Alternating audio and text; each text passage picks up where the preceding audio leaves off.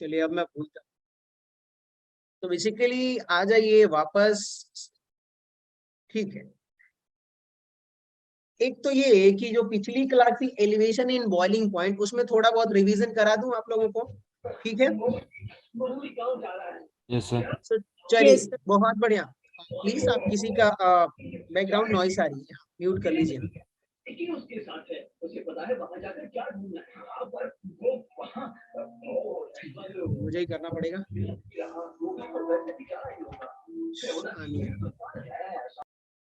ठीक है, चलिए मैंने इनको म्यूट कर दिया। बाकी इनकी मर्जी, अगर पढ़ना है तो पढ़ेंगे, नहीं पढ़ना है तो मैं फोर्स तो नहीं कर सकता इनको। ठीक है दोस्त, सो आ जाइए हम लोग रिवीजन करते हैं। पिछली क्लास का हमने देखा था एलिवेशन इन बॉइलिंग पॉइंट में 2 से 3 फॉर्मूले थे। एक्चुअली सेम ही फॉर्मूला था, पर कंडीशंस कभी कभार बदलेंगी तो बदल जाएगा। सो पहला फॉर्मूला क्या था, उसके लिए मैं बता देता हूँ कि भाई अगर मान लीजिए कि आपके पास जो है ना WA/MA इक्वल्स टू 1 मोल था। क्या था? 1 मोल। और यहाँ पर जो है जब आपका WB यानी कि वेट ऑफ जो सॉल्वेंट था वो 1 ग्राम था, तब आपको फॉर्मूला क्या निकल के आया था बताइए? एलिवेशन इन बॉइलिंग पॉइंट में delta T equals to K into WA/ME WB। Clear? Delta यही टी था ना? इक्वल टू के। अब एक बात बताइए, अगर मैंने क्या कर दिया कि जो मोल्स था हमने फिक्स ही रखा कि भाई यहाँ पर जो है WA/MA, यानी कि 1 मोल ही मेरा सॉल्यूट है, 2 मोल 3 मोल ज्यादा करेंगे तो कंसंट्रेटेड होता जाएगा। और जो वेट ऑफ सॉल्वेंट था उसको हमने बढ़ा करके कितना कर दिया था? 100 ग्राम। 1 ग्राम से 100 ग्राम। तब आपके पास जो फॉर्मूला निकल के आया था elevation in boiling point delta T का, वो था 100 इंटू के डैश, और बाकी remaining as it is same था, WA/ क्या था MAWB। यही था कि नहीं था बताइए आप लोग? यस और सर। अगले केस में क्या था? WA/MA इक्वल्स टू यहाँ पे 1 मोल। ठीक है, और जो WB था वो मेरा क्या निकल के आया था भाई? हमने बढ़ाया 100 ग्राम से क्या कर दिया? 1000 ग्राम सॉल्वेंट, यानी कि 1 kg। तब आपको जो डेल्टा T निकल के आया था वहां पर क्या निकल के आया था भाई? 1000 इंटू KB। और यहाँ पे बाकी सेम था, WA/MAWB। क्लियर हुआ कि नहीं? अब बताइए आप लोग। Yes sir. अब मैं आप लोगों को बताता हूँ, यहाँ पे देखिएगा, यहाँ पर K जो था वो क्या था? इसको क्या बोलते थे? Elevation constant. क्या बोलते हैं इसको? ठीक है, यहाँ पर जो K डैश है इसको हम क्या बोल देते हैं? Molecular elevation constant. क्या बोलते हैं इसको? कांस्टेंट। Molecular elevation constant. और यहाँ पर आप देखोगे KB लिखा हुआ है। KB जो है ये क्या हुआ? तो क्या था यहाँ पर? Molar elevation constant. मोलर, इस सही समझ पर राइट करता हूँ थोड़ा दोबारा, मोलर एलिवेशन कांस्टेंट। इतना क्लियर हुआ? और यहाँ पे एक और फॉर्मूला हमने finally delta T equals to क्या लिखा था भाई? KB molar elevation constant into small m। ठीक है, और इसी को हम एक और लिख सकते हैं, delta T equals to KB into molality. Small m को क्या लिखते हैं भाई? मोलालिटी। डन ना? चलिए, अगर मान लीजिए सिर्फ एलिवेशन कांस्टेंट दिया हुआ है तब कौन सा फॉर्मूला यूज करेंगे? Formula number 1। अगर मॉलिक्यूलर एलिवेशन कांस्टेंट की बात करता है तब कौन सा फॉर्मूला यूज करेंगे? Formula number 2। और मोलर एलिवेशन कांस्टेंट की बात करेगा तब कौन सा फॉर्मूला यूज करेंगे? Formula number 3। इतना क्लियर हुआ आप लोगों को? बताइए आप लोग। Yes sir. चलिए, अब एक बात बताइए आप लोग, यहाँ पे WA जो है वेट ऑफ सॉल्यूट होगा, MA जो है वो क्या होगा? मॉलिक्यूलर वेट ऑफ सॉल्यूट होगा। WB क्या होगा यहाँ पर? तो WB जो होगा वेट ऑफ सॉल्वेंट होगा। ये तीनों चीजें नोट कर लीजिए। और डेल्टा T जो है वो एलिवेशन इन बॉइलिंग पॉइंट होगा। अब आ जाइए पहला न्यूमेरिकल्स देखिए। यहाँ पर जो न्यूमेरिकल्स 35 है इसको आप लोग सॉल्व करिए और बताइए यहाँ पे लिखा हुआ है ऑन डिजॉल्विंग 10.8 ग्राम ग्लूकोज, उसका मॉलिक्यूलर वेट भी दिया हुआ है 180 in the 240 gram of water, it's boiling point increases by 0.13 degree Celsius, calculate the molecular elevation constant of water. अब एक बात बताइए, molecular elevation constant of water, तो कौन सा ये सेकेंड वाला फॉर्मूला लगेगा कि नहीं लगेगा, बताइए आप लोग। के डैश यानी कि मॉलिक्यूलर एलिवेशन कांस्टेंट की बात कर रहा है, तो कौन सा फॉर्मूला लगेगा, सेकेंड वाला लगेगा कि नहीं लगेगा। Yes sir. Yes sir. तो चलिए आप लोग इसमें पुट करिए और इसको सॉल्व करिए। सो यहाँ पर कुछ वैल्यूज जो है, मान लीजिए कि कितना हो जाएगा यहाँ पर WA जो है वो कितना हो जाएगा 10.8 ग्राम, ठीक है। MA की आप बात करोगे तो ये कितना हो जाएगा 180 ग्राम पर मोल, ठीक है। और WB जो यहाँ पर कितना निकल के आएगा 240 ग्राम, और यहाँ पे जो डेल्टा T आएगा वो कितना हो जाएगा बताइए आप लोग 0.13 डिग्री सेल्सियस। और इन्होंने पूछा हुआ है कि भाई मॉलिक्यूलर एलिवेशन कांस्टेंट बताइए, यानी कि के डैश की वैल्यू पूछा हुआ है। आसानी से निकल जाएगा कि नहीं निकल जाएगा फॉर्मूला में वैल्यू पुट यस सर। करके। सो एक काम 5.2। करिए, एक बार आप फॉर्मूले में पुट करिए, डेल्टा T इक्वल्स टू क्या हो जाएगा 100 इंटू के डैश, यहाँ पर हो जाएगा WA अपॉन MA, यहाँ पर हो जाएगा W। वैल्यू पुट करिए और सॉल्व करके बाकी लोग भी बताइए कितना आ रहा है। इनका एक का किसी ने आंसर दिया था, उनका आंसर क्या था 5.2 डिग्री सेल्सियस, ठीक यस है। सर। बाकी किसी का आ रहा है क्या, और भी बताइए आप लोग। वैल्यू पुट करिए और सभी के सभी वैल्यू यहाँ पे गिवन है, ठीक है।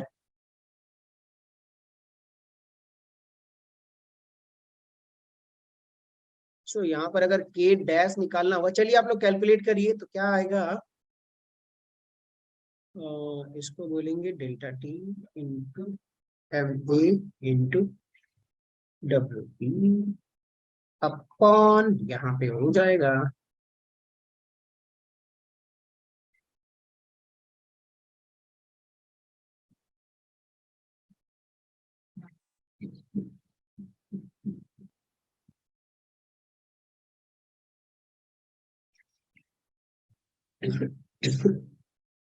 MA की जो है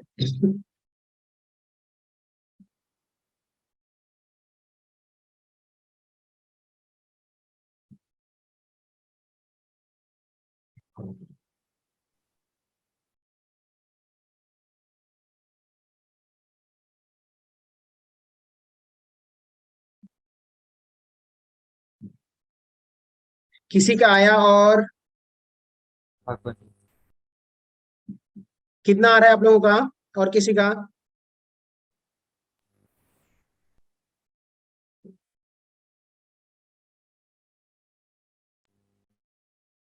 बताइए बताइए, और किसी का आया आप लोगों में से। अच्छा मेरी अब आवाज आ रही है गुरप्रीत, अभी मेरी आवाज आ रही है आपको। Yes sir. Hello, okay okay okay. मैंने रिकॉर्डिंग ऑन कर रखा है, और मेरी आवाज ना आए तो आप ऐसे बोल सकते हो अनम्यूट करके,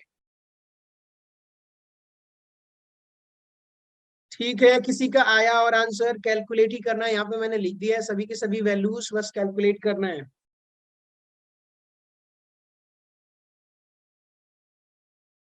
आप लोग कैलकुलेट कर लीजिएगा, यहाँ पे स्क्रीनशॉट ले लीजिए। चलिए किसका आया, गुड, हेमराज का भी आ गया, गुड गुड, बहुत बढ़िया, चैट में भेज रहे हो तो अच्छी बात है। इसका आएगा जो राइट आंसर है जो है 5.2 degree Celsius, sorry degree Celsius नहीं होगा, हमें निकालना था एलिवेशन कांस्टेंट ना, तो एलिवेशन कांस्टेंट हमें निकालना था, तो वो आएगा 5.2, ठीक है, डिग्री सेल्सियस में। चलिए बहुत बढ़िया, अब आगे बढ़ते हैं। एक और क्वेश्चन है, ये देखिए क्वेश्चन नंबर 36, इसको भी फटाफट आप लोग सॉल्व करिए।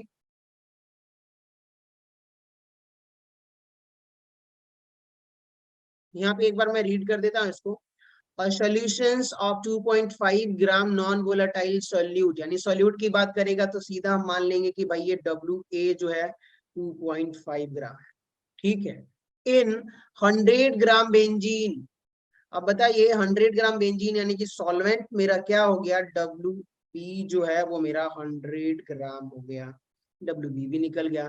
Is boiled at 0.2 sorry 0.442 degree Celsius, यानी कि higher than boiling point of pure benzene, यानी कि ये मेरा डेल्टा टी की वैल्यू गिवन हो गया, कितना हो गया 0.42। ठीक है, आप बोलिए सर। Good good. मैं चैट में लेट जा रहा है बिकॉज सिग्नल कम है। ओके ओके, कोई बात नहीं, कोई बात नहीं।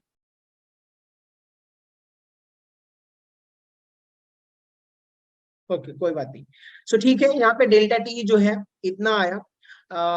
And calculate the molecular mass of the substance and molar elevation constant of benzene, यानी कि के बी की जो वैल्यू है वो गिवन है, कितना है 2.67। बाकी की यूनिट आप देख लीजिएगा।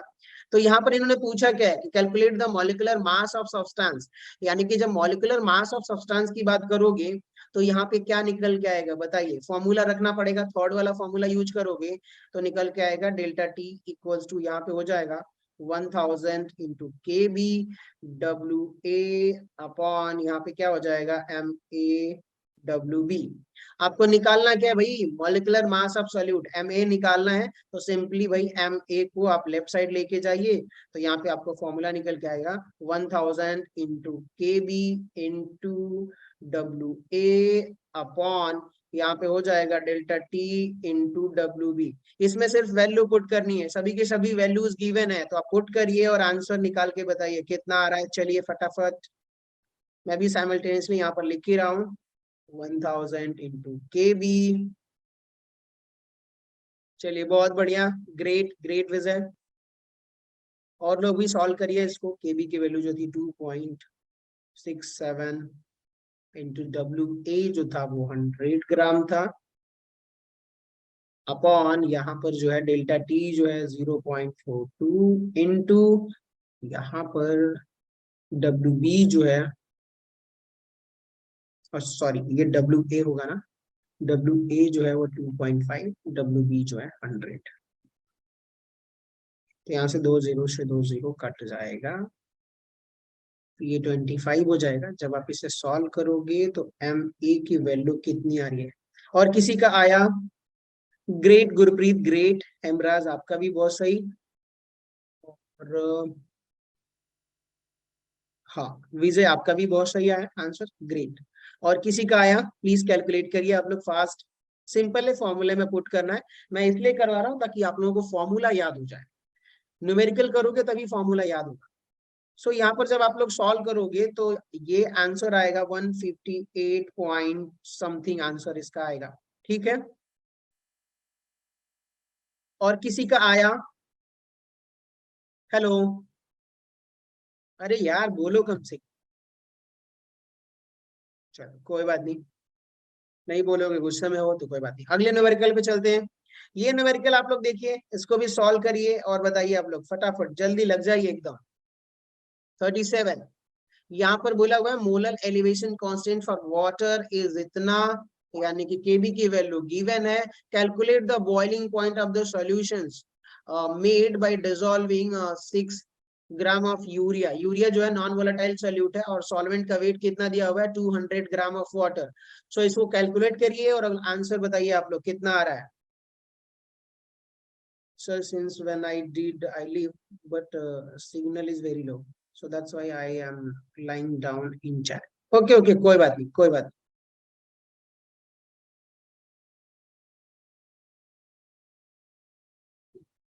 चलिए इसको सॉल्व करिए और बताइए आप लोग। मोलर एलिवेशन कांस्टेंट, यानी कि थर्ड वाला फॉर्मूला लगेगा, कौन सा formula, third, delta T equals to यहाँ पर हो जाएगा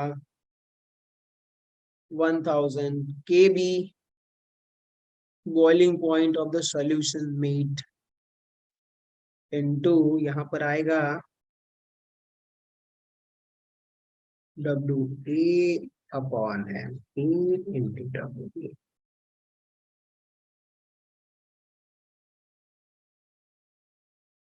गुड, गुड विजय। और किसी का आंसर आया यहाँ पर? बताइए, यहाँ पर जो केबी की वैल्यू है वो कितनी हो जाएगी? 0.56 कैल्विन, सॉरी कैल्विन, आगे का यूनिट देख लीजिएगा आप लोग। और यहाँ पर जो लिखा हुआ है दूसरा क्या दिया हुआ है कि भाई जो वेट ऑफ सॉल्यूट है WA वो दिया हुआ है 6 ग्राम, और WB वेट ऑफ सॉल्वेंट जो है वो गिवन है 200 ग्राम। और यहाँ पे MA आपको मॉलिक्यूलर फॉर्मूले से कैलकुलेट करना पड़ेगा, तो ये हो जाएगा 14, ये 16 प्लस 12 प्लस 16 प्लस यहाँ पर हो जाएगा ये भी 16, सो 16 32 28 60 समथिंग 60 आएगा। सो यहाँ पे MA जो हो जाएगा वो मेरा 60 ग्राम पर मोल। अब ये वैल्यू पुट कर दीजिए, आपको डेल्टा T की वैल्यू निकल के आ जाएगी। सो यहाँ पर चलिए साइमल्टेनियसली पुट करते हैं। 1000 इंटू केबी की वैल्यू जो है वो 0.56 इंटू WA जो है वो 6 है अपॉन MA, यानी कि अगर आप MA की बात करोगे तो वो 60 और WB जो है वो 200। तो ये 00 से 00 और यहाँ से 6, 10 से 10 कट गया, और यहाँ पर ये 6 से 6 कट गया। मैंने सही वैल्यू पुट की है ना इसमें? एक बार देखिए आप लोग, चेक करके बताइए यस सर। कितना आंसर आएगा इसका? 100.28 डिग्री सेल्सियस। 0.28 degree Celsius. यानी सर कि एक बात 100 बताइए, 100 डेल्टा T जो है ये कितना आएगा? 0.28 डिग्री सेल्सियस, कितना ही आएगा ना? नो सर 100 आएगा, 100.28 है। नहीं नहीं नहीं, ऐसे नहीं। अब एक बात बताइए, 0.27 हमने क्या किया, आप लोग सुन रहे हो? हमने क्या किया कि हमारे पास एक सॉल्वेंट था, वाटर था, तो वो कितने पे बॉयल होगा बताइए? इनिशियली वाटर प्योर सॉल्वेंट होगा तो कितने पे बॉयल होगा? 100 100 डिग्री डिग्री सेल्सियस। सेल्सियस। अब एक बात बताइए, हमने कितना 6 ग्राम इसमें क्या किया? देखिए 6 ग्राम यहाँ पर यूरिया हमने ऐड किया। 6 ग्राम जब हमने यूरिया ऐड किया तब इसका बॉइलिंग पॉइंट डेल्टा T कितना निकल के आया? एक बात बताइए, 0.28 डिग्री सेल्सियस। यानी कि जी सर। इतना एलिवेशन बढ़ गया है। तो अब जो पहले सॉल्वेंट था 100 डिग्री सेल्सियस पे, जब हमने यूरिया ऐड किया तो अब वो कितना बढ़ जाएगा भाई? पहले तो उसका जो बॉइलिंग पॉइंट था 100 डिग्री सेल्सियस, और यूरिया डालने की वजह से कितना हो गया? 0.28 डिग्री सेल्सियस वो बढ़ गया। तो यानी कि डेल्टा T भी आप ऐड करोगे तब आपका जो आएगा, अब जो सोल्यूशन बना है यूरिया डालने के बाद उसका बॉइलिंग पॉइंट कितना हो जाएगा? 100 प्लस 0.28 डिग्री सेल्सियस। इवन ये भी डिग्री सेल्सियस में होगा। तो जो अब आपका आंसर कितना आएगा? 100 इंटू 28 डिग्री सेल्सियस। इतना यस क्लियर हुआ सर। क्या? Yes sir. Yes sir. बहुत बढ़िया। एक काम करते, अगले क्वेश्चन की तरफ चलते। ये क्वेश्चन जो है आई थिंक फ्रीजिंग पॉइंट का है, सो सॉरी, इसके लिए हम अगले न्यूमेरिकल्स में सॉल्व करेंगे। अब आते हैं basically depression of freezing point. ठीक है, किसकी बात करेंगे हम लोग? चलिए, बहुत लोगों का आया था, हिमराज का भी नियरली सेम ही आया था, डेल्टा T। सही है, चलिए बहुत बढ़िया। गुरप्रीत का भी आ गया था, और भी कई लोगों का आया।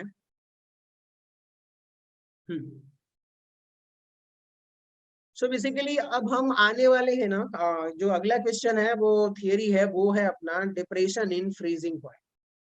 डिप्रेशन इन फ्रीजिंग पॉइंट का मतलब क्या है, या इसको आप क्राइस्कोपी भी बोल सकते हो। तो बेसिकली यहाँ पे जब आप देखोगे कि डिप्रेशन इन फ्रीजिंग पॉइंट का मतलब ये है कि आप मान लीजिए कि आपके पास कोई एक लिक्विड है, ठीक है?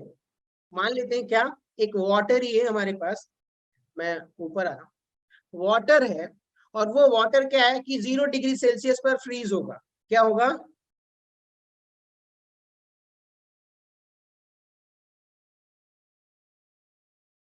Sir, class is starting from my school. That is why I have to. Okay. Don't. Okay.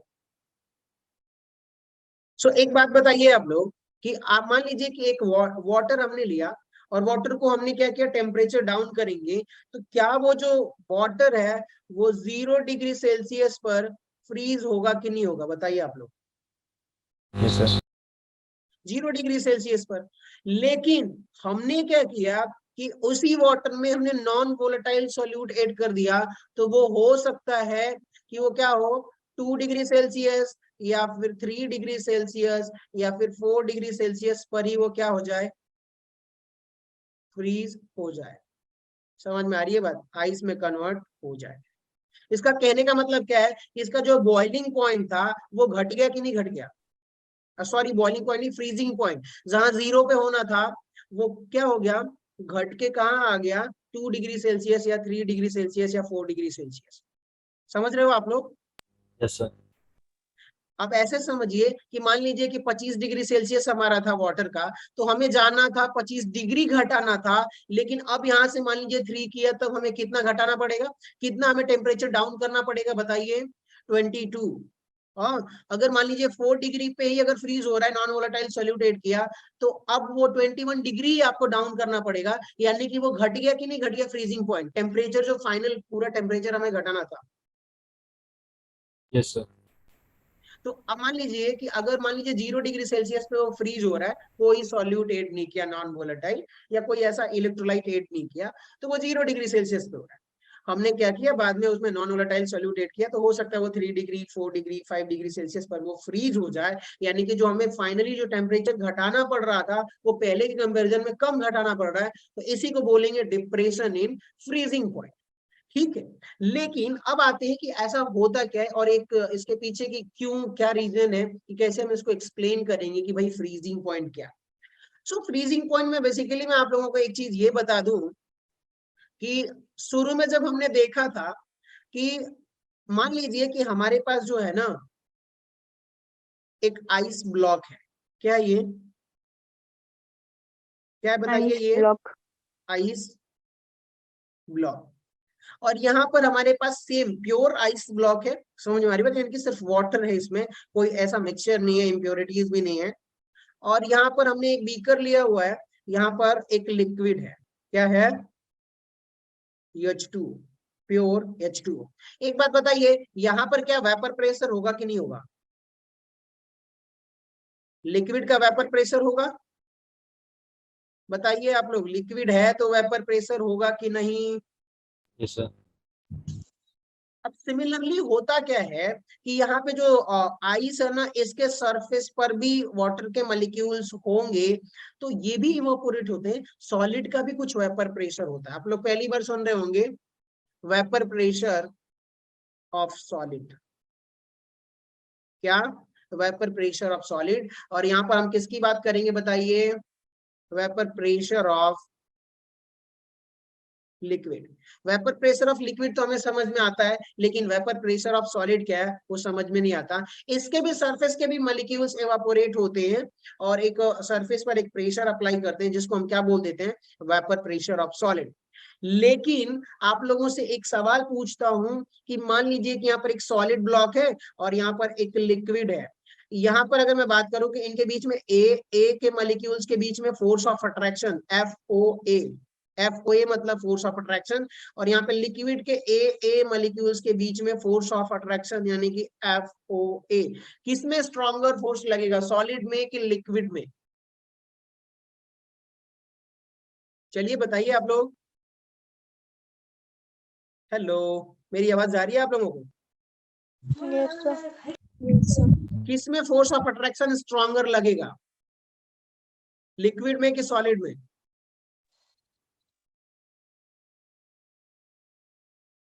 क्या यार, सॉलिड में। सॉलिड में ऑब्वियसली ना, सॉलिड है तो इसके मॉलिक्यूल्स क्या होंगे, टाइटली होल्ड करे होंगे, तो फोर्स ऑफ अट्रैक्शन यहाँ पर सॉलिड में ज्यादा होगा और लिक्विड में क्या होगा, फोर्स ऑफ अट्रैक्शन कम होगा, क्योंकि लिक्विड मॉलिक्यूल्स के बीच में डिस्टेंस ज्यादा होती है। समझ में आ रही है बात? सो अब एक बात बताइए कि यहाँ पे जो सॉलिड का जो वेपर प्रेशर होगा वो बहुत कम होगा, नेग्लिजिबल के बराबर होगा, और यहाँ पर कुछ वेपर प्रेशर मान लेते हैं एक्स होगा, कुछ भी एक्स वैल्यू हो सकती है। समझ में आया?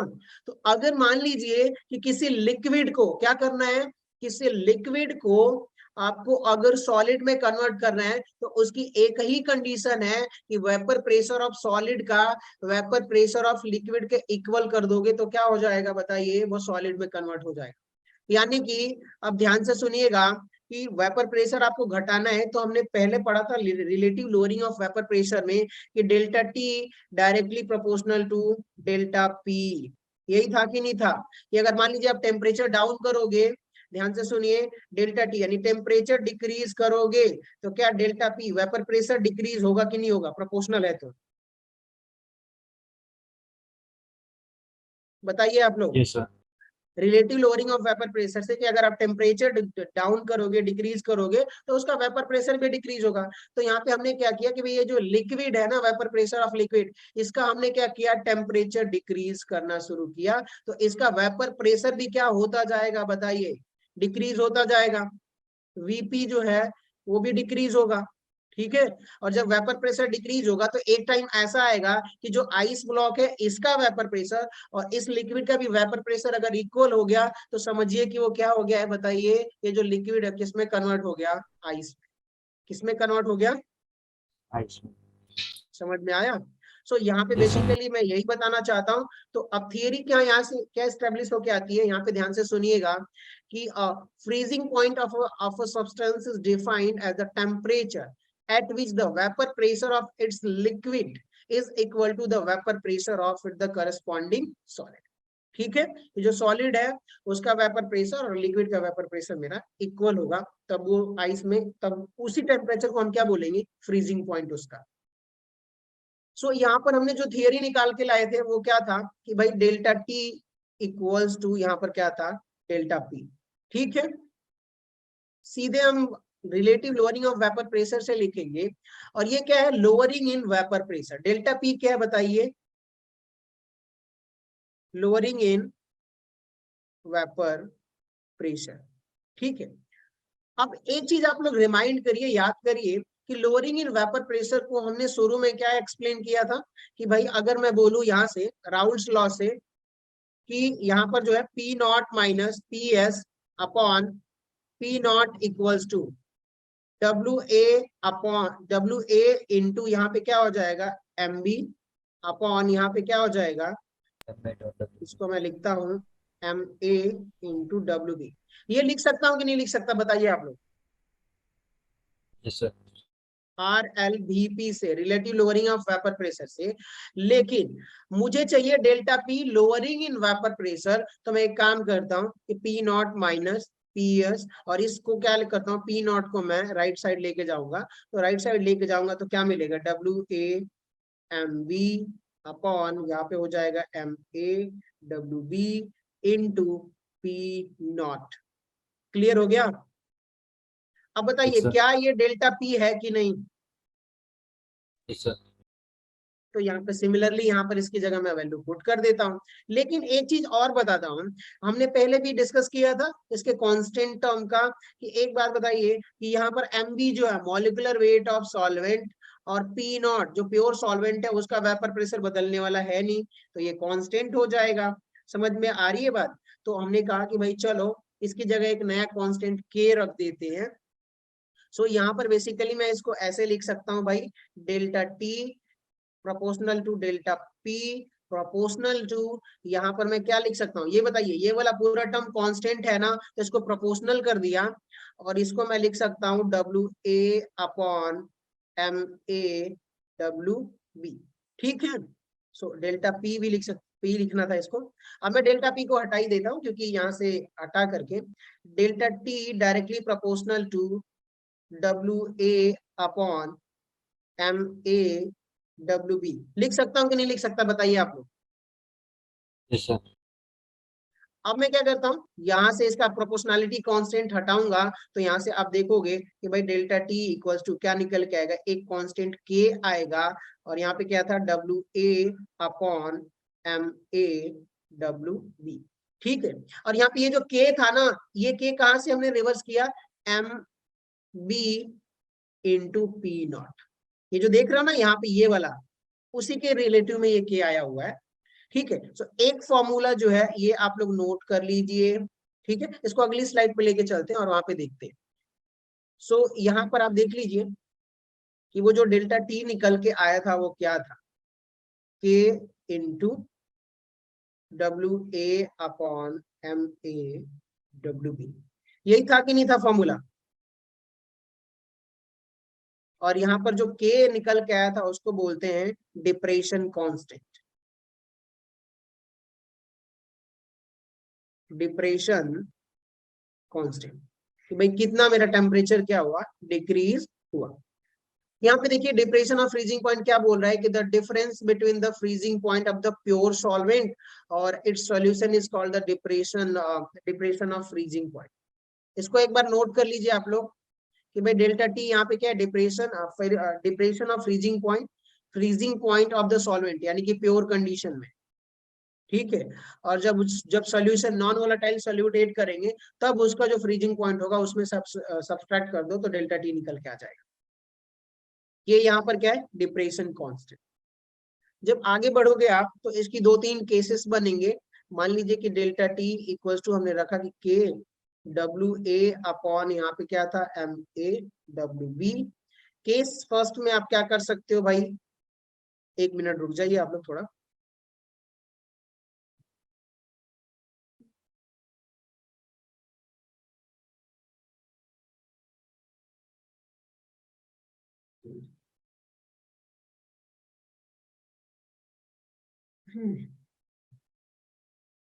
ठीक है, सो केस फर्स्ट में मैं मान लेता हूं कि भाई यहाँ पर जो है W A upon M A जो है वो 1 मोल होगा, ठीक है। और यहाँ पर जो डब्ल्यू बी है, वेट ऑफ सॉल्वेंट क्या है, 1 ग्राम है। तो जब आप वैल्यू पुट करोगे यहाँ पर पूरा, तो आपको क्या निकल के आएगा कि भाई यहाँ पे देखिए डेल्टा टी जो है वो के बराबर है, यानी कि डिप्रेशन इन फ्रीजिंग पॉइंट जो है डिप्रेशन कांस्टेंट के बराबर होगा। तो यहाँ पर क्या लिख सकता हूँ, डिप्रेशन इन फ्रीजिंग पॉइंट यानी कि डीईपी जो है वो किसके बराबर हो जाएगा, और डिप्रेशन कांस्टेंट यानी कि मैं इसको लिख ही देता हूँ, डिप्रेशन कांस्टेंट, ठीक है। बेसिकली अब हम क्या करेंगे भाई, यहाँ पर देखिए अगर केस सेकेंड की बात करते हैं, similarly elevation in boiling point था ना, सब कुछ सेम ही रहेगा, बस फॉर्मूले में कांस्टेंट बदल जाएंगे।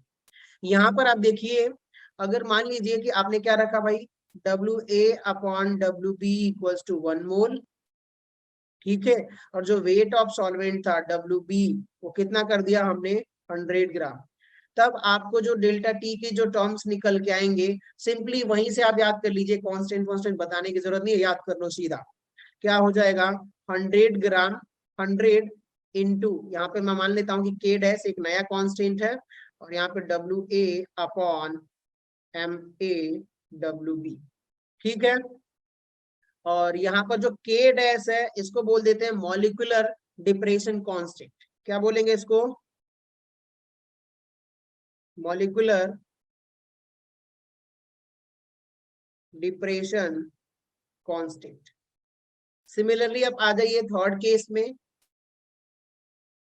केस थर्ड में जब आओगे तो यहाँ पर क्या हो जाएगा, weight of solute W A by M A क्या हो जाएगा, 1 मोल, ठीक है। और यहाँ पर डब्ल्यू बी जो है वो 1 ग्राम, सॉरी 1000 ग्राम यानी कि 1 केजी।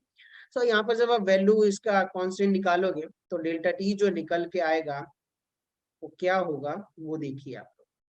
यहाँ पे हो जाएगा 1000 इंटू, यहाँ पर हमने के एफ कर दिया, और यहाँ पर जो था W A upon M A W B. और यहाँ पे जो के एफ है वो क्या है, मोलल डिप्रेशन कांस्टेंट,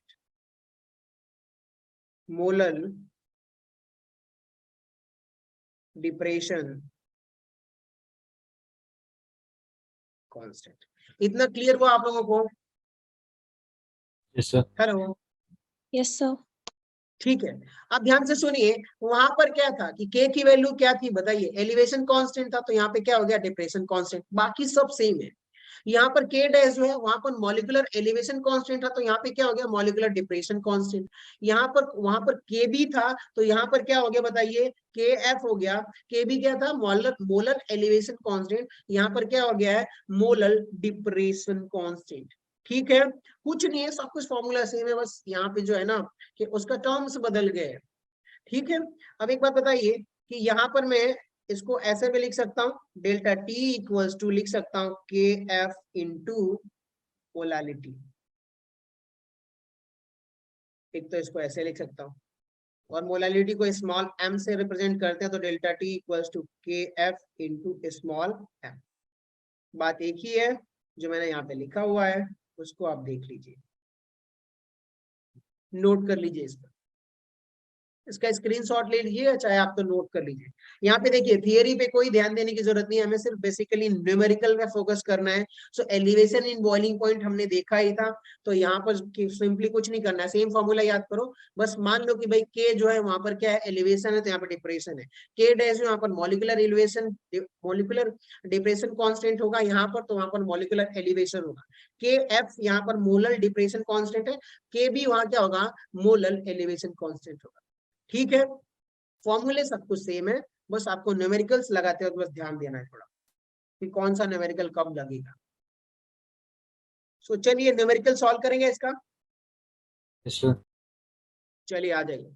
सो ये रहा पहला न्यूमेरिकल और आप लोग सॉल्व करिए इसको।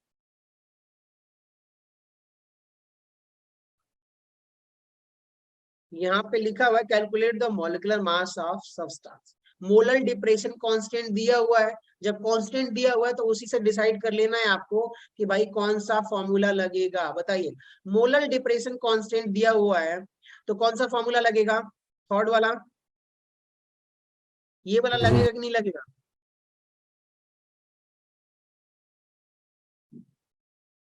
चलिए सॉल्व करिए इसको।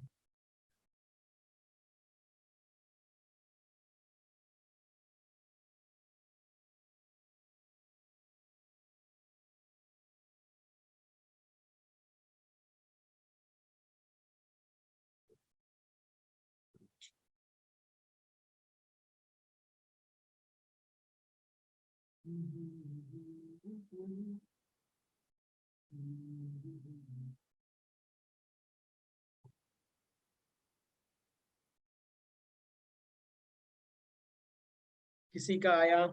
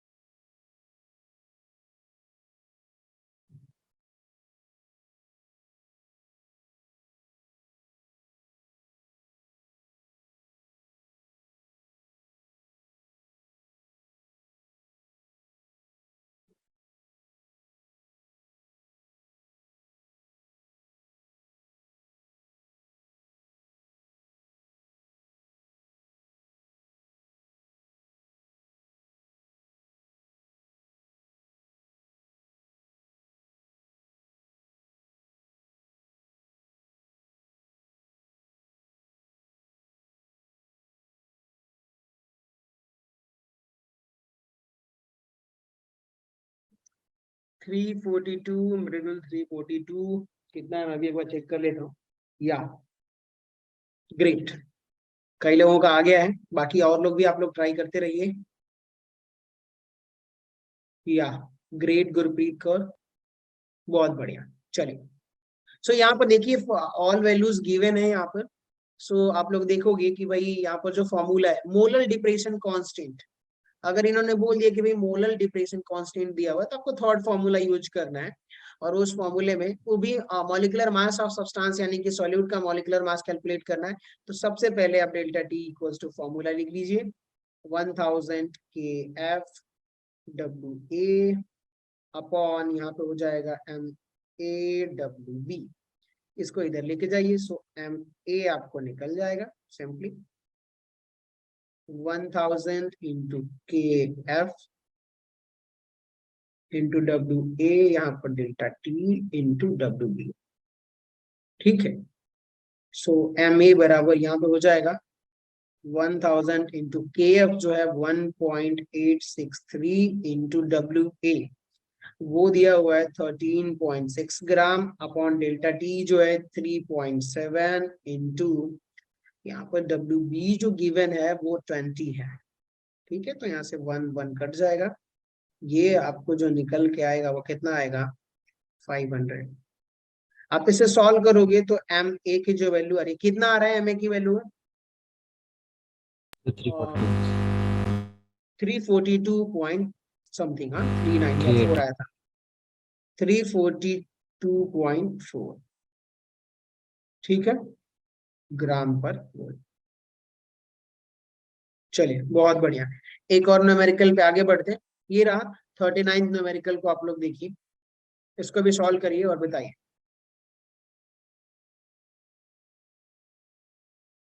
सेम न्यूमेरिकल है, इसमें ज्यादा कोई बड़ा हर्डल नहीं है।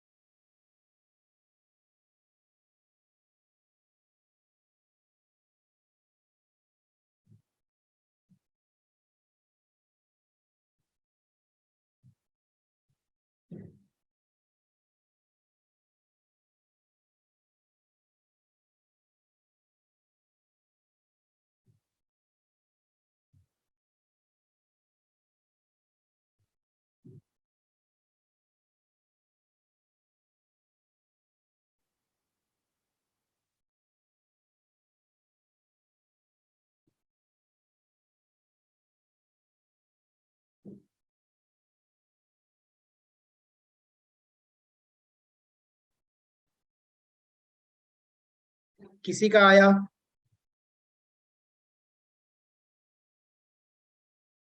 चलिए कोई नहीं, एक काम करते हैं हम लोग, कंटिन्यू करते हैं, आप लोग भी सॉल्व करते रहिए साथ में। यहाँ पर देखिए के एफ दिया हुआ है ना, के एफ का मतलब कि सिंपली आपको क्या लगाना है, थर्ड फॉर्मूला। थर्ड फॉर्मूले के लिए यहाँ पे पहले क्या क्या गिवन है वो नोट कर लेते हैं। ग्रेट ग्रेट, सही है, देखते हैं, लेट्स सी कि कितना आता है। या सही है मृदुल, ग्रेट। यहाँ पे देखिए इन्होंने बोला हुआ है कि on dissolving 0.25 gram of non volatile substance, ठीक है, यानी कि भाई आपको दिया हुआ है WA सॉल्यूट कितना दिया हुआ है 0.25 ग्राम इन 30 ml बेंजीन, और उसकी डेंसिटी भी दी हुई है, यानी कि वॉल्यूम जो है ना, यानी कि मान लीजिए कि यहाँ पे जो वॉल्यूम गिवन है सॉल्यूशंस का वो कितना दिया हुआ है 30 ml, और साथ में उसकी डेंसिटी भी दी हुई है, कितनी दी हुई है 0.8 ग्राम पर ml। तो अगर इसका मान लीजिए कि हमें WB चाहिए ना, तो वेट ऑफ सॉल्यूशंस चाहिए, सॉरी सॉल्वेंट, तो यहाँ पर क्या हो जाए, इसका मल्टीप्लाई कर दीजिए, कितना आएगा 30 इंटू 0 पॉइंट, यहाँ पे पॉइंट है 8, तो ये निकल के आ जाएगा 24 ग्राम, ठीक है, ये आ गया आपका 24 ग्राम WB। फिर यहाँ पे गिवन है it's freezing point decreases by 0.40 degree Celsius, यानी कि डेल्टा टी जो है वो कितना दिया हुआ है 0.40 degree Celsius. Calculate the molecular mass of the non volatile substance, यानी कि सॉल्यूट की बात कर रहा है, यहाँ पे आपको कैलकुलेट करना है MA। सिंपली कुछ नहीं करना है, यहाँ पर आप उसी फॉर्मूले में रखिए, डेल्टा टी इक्वल टू यहाँ पर क्या हो जाएगा 1000 इंटू के एफ, यहाँ पर हो जाएगा WA अपॉन, मैं इसको सिमिलरली डायरेक्टली लिख देता हूँ, यहाँ पर क्या हो जाएगा MA इक्वल्स टू यहाँ पर हो जाएगा डेल्टा टी इंटू WB, ठीक है, वैल्यू पुट कर दीजिए, MA की वैल्यू आ जाएगा 1000 इंटू के एफ, कितना दिया हुआ था यहाँ पर के जो है 5.12 इंटू WA जो है वो दिया हुआ है 0.25 अपॉन, यहाँ पर डेल्टा टी जो दिया हुआ है 0.4, और यहाँ पर क्या दिया हुआ है WB जो है 24, ठीक है। सो इसको आप लोग सॉल्व करोगे तो कितना आ रहा है आप लोगों का, देखते हैं किसी का आंसर आया 33, मृदुल गुरप्रीत गुड ग्रेट, आप लोगों का सही आया है। सो ऑलमोस्ट इसका आएगा 133.2 या ऐसे कुछ आएगा इसका आंसर, ठीक है। बाकी लोग भी आप लोग ट्राई करते रहिए। एक और क्वेश्चन है यहाँ पर देखिए 40, इसको भी ट्राई करिए आप लोग, फटाफट सॉल्व करिए। चलिए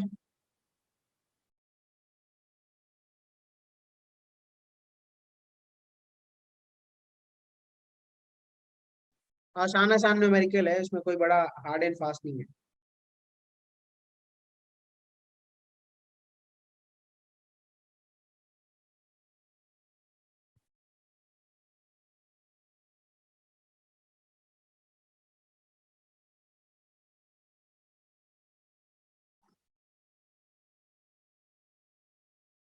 ये भी सिंपली हो जाएगा कि नहीं हो जाएगा?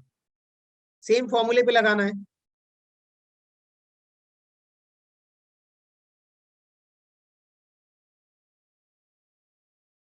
Hello, Yes, sir. लग जाएगा, आसानी से सॉल्व हो जाएगा। कुछ नहीं करना था, सिंपली आपको फॉर्मूला वही रखना है। सो ये रहने देते हैं, या इसको आप लोग एक काम करिए, स्क्रीनशॉट ले लीजिए। सेम फॉर्मूला ही लगाना है। एम इक्वल्स टू 1000 इंटू, यहाँ पर हो जाएगा के एफ, यहाँ पर W A upon delta T into W B. इस पे आप लोग वैल्यू रखोगे तो सिंपली आपको आंसर ही मिलेगा और कुछ नहीं, आगे कोई न्यूमेरिकल है नहीं। तो चलिए सबसे एक आप लोगों का डिफिकल्ट थोड़ा न्यूमेरिकल देता हूँ, इसको देखते हैं आप लोग लगा पाते हो कि नहीं। आ जाइए 41 न्यूमेरिकल्स में। यहाँ पे ऐसे न्यूमेरिकल्स पूछे जाते हैं, वैसे इतना टफ नहीं पूछा जाता है, सिंपली कैलकुलेशन बेस्ड होता है। सो ठीक है, आपका सही आया मृदुल, आपने सही ट्राई किया। 41 पे आ जाइए आप लोग और इसको सॉल्व करके बताइए कैसे इसको सॉल्व करेंगे।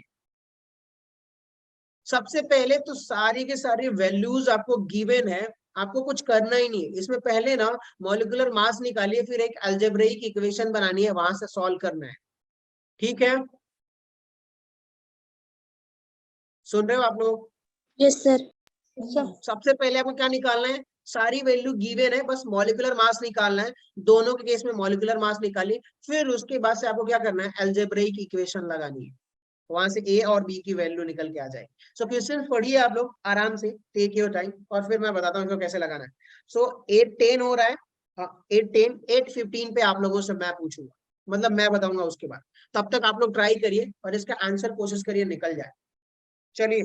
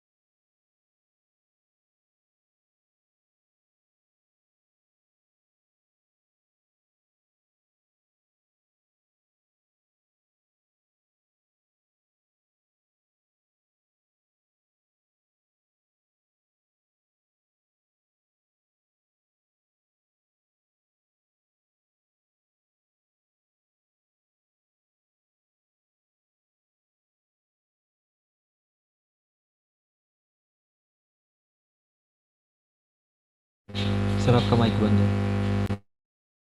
सर माइक म्यूट है। नहीं नहीं, मैंने आपको टाइम दिया है, आप लोग लगाइए ताकि मैं थोड़ा बहुत इधर मैं पहले से ही सॉल्व कर रहा हूँ ताकि टाइम बच जाए। ठीक है, आप लोग लगाइए, अभी आप लोगों का 2 मिनट बाकी है। सॉल्व करके बताइए किसी का आंसर आ रहा है।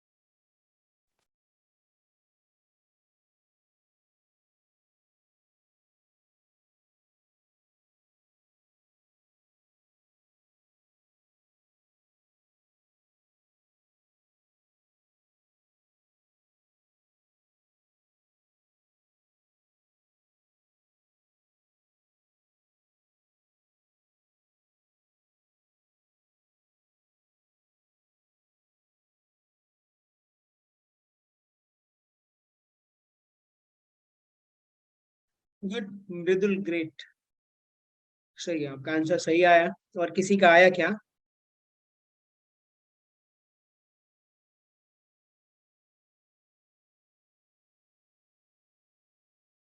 और किसी का आया? चलिए कोई बात नहीं, एक काम करते हैं।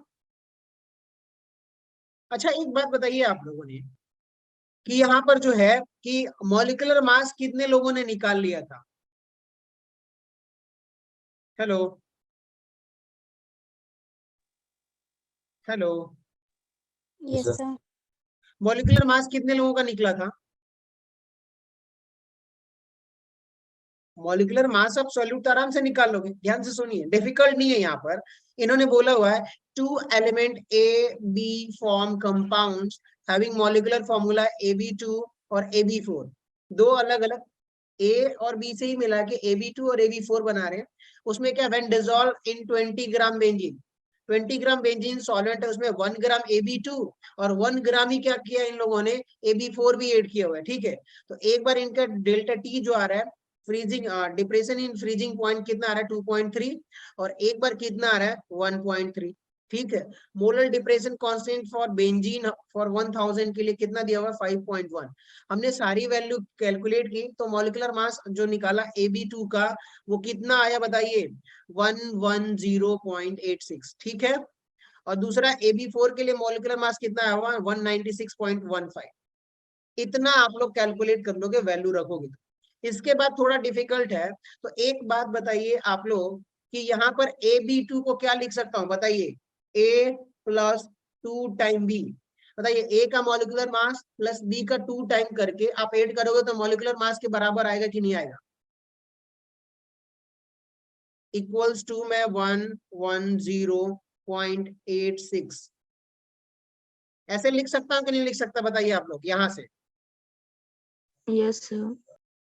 सिमिलरली अगर मॉलिक्यूलर मास ऐड करोगे तो ए का molecular mass plus 4 time B का मॉलिक्यूलर मास ऐड करोगे तो क्या 119.615 के इक्वल आएगा कि नहीं आएगा?